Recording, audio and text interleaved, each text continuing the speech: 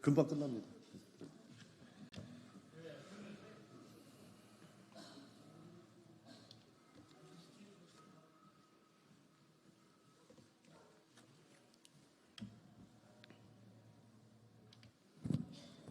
예, 더불어민주당 원내대변인 윤종굴입니다. 두 건 브리핑하도록 하겠습니다. 누가 대한민국을 검찰이 게슈타포 행세하는 나라로 만들었습니까? 검찰이 이재명 전 대표를 포함해 3,000명 가까운 야당 정치인과 언론인의 통신 자료를 무차별적으로 사찰한 사실이 드러났습니다.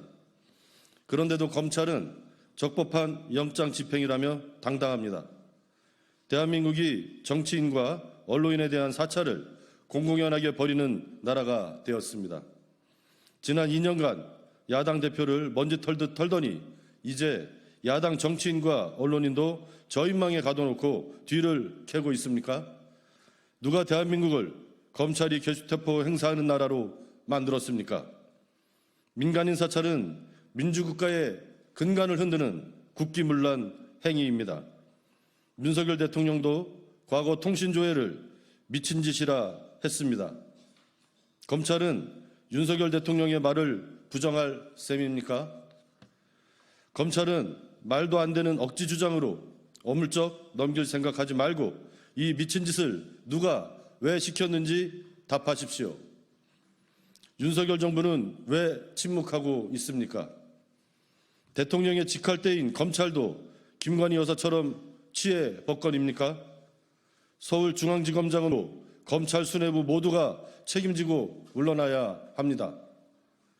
미친 짓이라 했던 언사가 본인과 가족만을 위한 것이 아니었다면 윤석열 대통령의 책임 있는 답변과 조치를 요구합니다. 국민과 함께 지켜보겠습니다.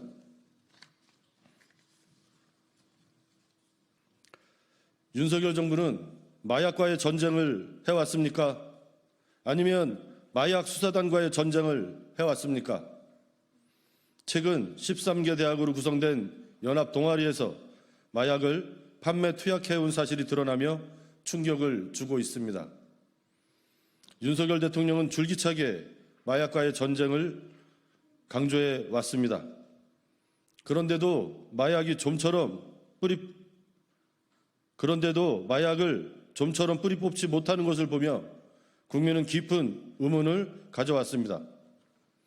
이런 상황에서 대통령실이 마약 수사에 외압을 행사했다는 의혹이 제기되었습니다.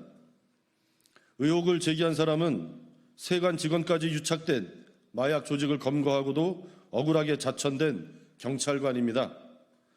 날이 밝기가 무섭게 새로운 의혹들이 터져나오고 있습니다.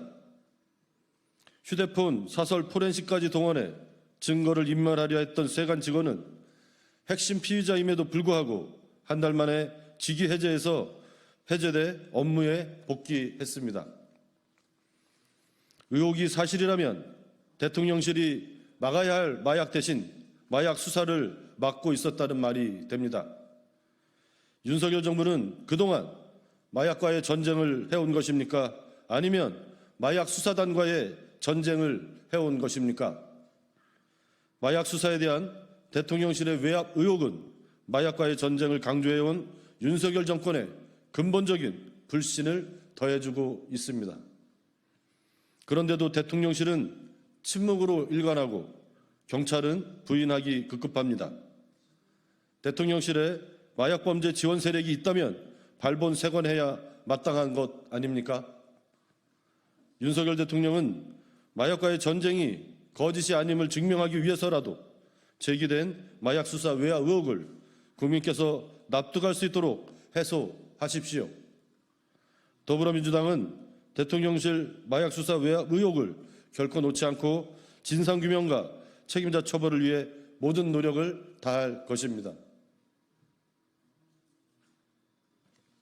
예, 마치겠습니다.